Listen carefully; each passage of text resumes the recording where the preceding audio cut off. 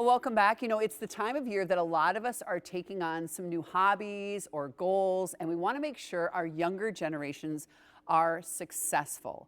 And mental performance coach and Dr. Cindra Kamphoff is here to talk through the role of what the role of confidence plays in all of it. Thank you for coming on. Thank you so much, Val, for having me. I met you at a speakers series a couple months ago. I know. And you have a podcast which is called The High Performance Mindset, and you were on it, and we're going to be launching that episode this month, so I'm so excited about that. Well, I had a great time talking to you in the podcast, so later this month we'll talk about it. And when we were doing the podcast, you mentioned this research, and I said, you have to come on the show in January and talk about this research. Yes. So let's talk about it. So bottom line is, let's start with stats, okay? What these stats of what is going on with this generation and confidence. So we've got some things here. The study of 18 to 29-year-old workers, 48% of them frequently feel not enough, and 47% of these, this is a lot, half.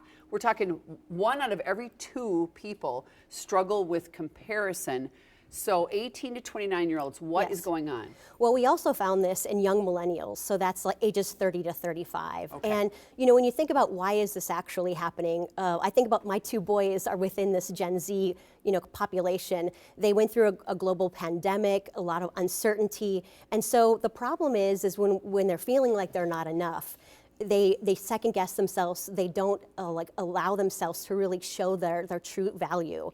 And so we really need to address this not only from a workplace issue, but from a parenting issue as well. And so is it predominantly male or female? It's both. We did find it in our study that women really showed lower on all markers of confidence compared to men. But still, unfortunately, even though more women are in college and more women are graduating from college and more women are in MBA programs? Yes. Really? Yes. Okay. Yes. All right, let's talk about the signs, because we're just kind of touching this subject. This subject matter is so interesting. So if you want to go to her podcast, you can find out more. We'll talk about that in a moment. But here are the signs.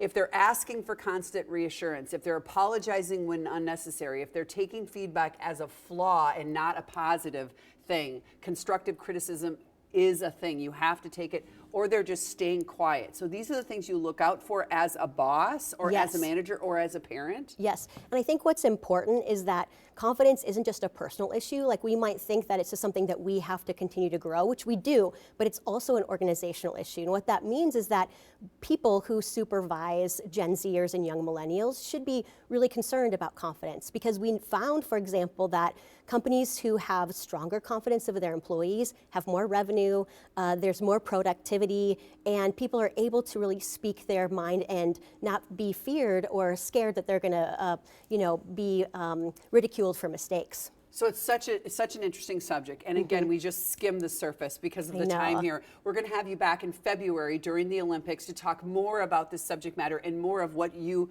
have researched. But we want to let people know about your podcast and also your website, where there is a lot of information. And we appreciate you coming in, Thank you so much, Belle. I appreciate you. You can check out more of these tips and more research and more information of how you can help people get through this and maybe lead them along the way on her website. We have a link on KARE11.com.